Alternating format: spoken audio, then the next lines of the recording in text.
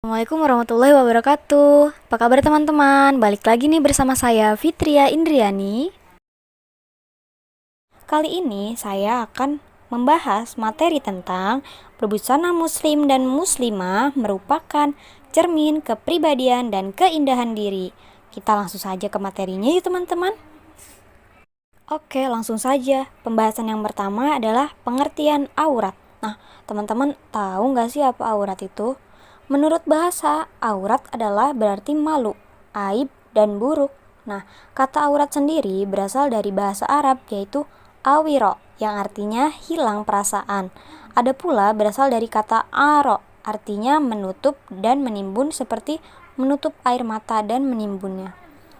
Sedangkan menurut istilah dalam pandangan pakar Islam, aurat adalah menutup dari batas maksimal anggota tubuh manusia yang wajib ditutupnya karena ada perintah dari Allah Subhanahu wa taala.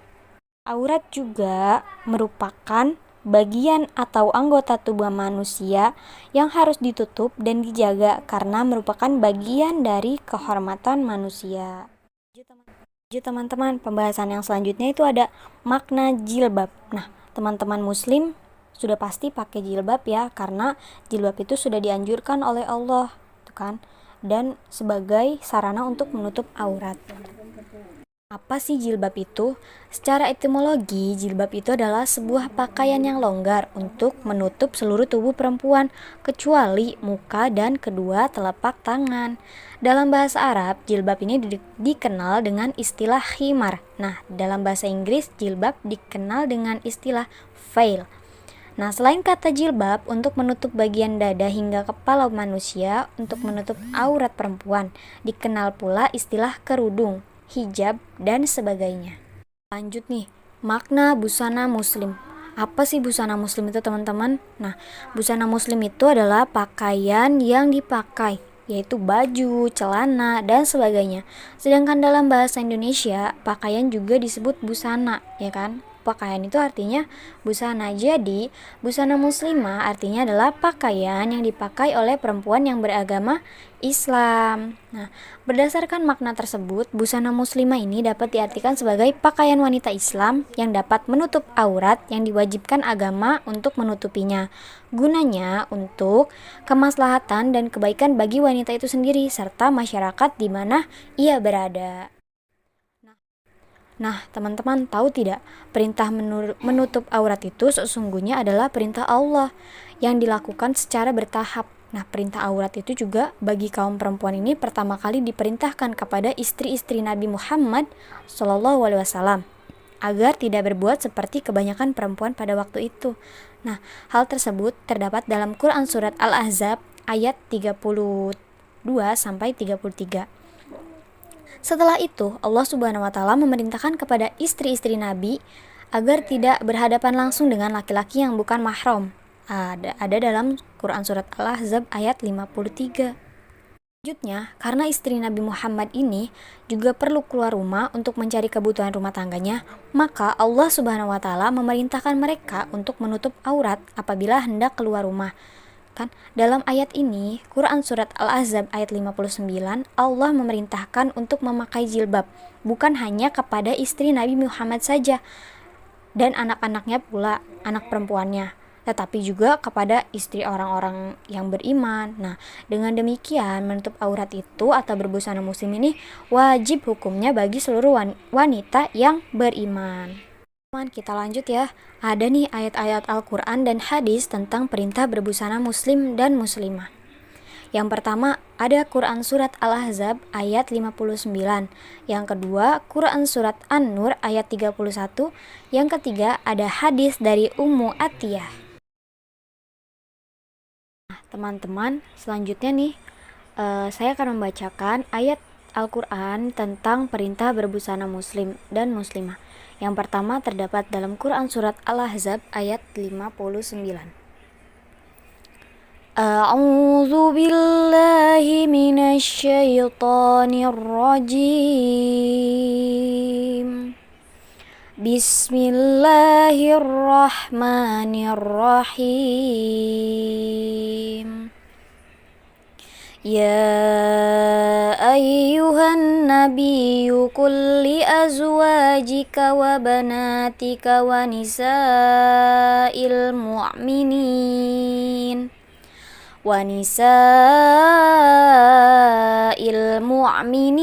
yudnina 'alaihinna min jalabibihinna Zalika adna an yu'rafna fala yu'dain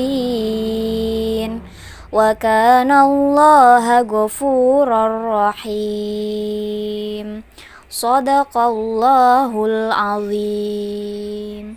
Artinya, wahai Nabi, katakanlah kepada istri-istrimu, anak-anak perempuanmu, dan istri-istri orang mukmin, hendaklah mereka menutupkan jilbabnya ke seluruh tubuh mereka. Yang demikian itu agar mereka lebih mudah untuk dikenali, sehingga mereka tidak diganggu, dan Allah Maha Pengampun, Maha Penyayang.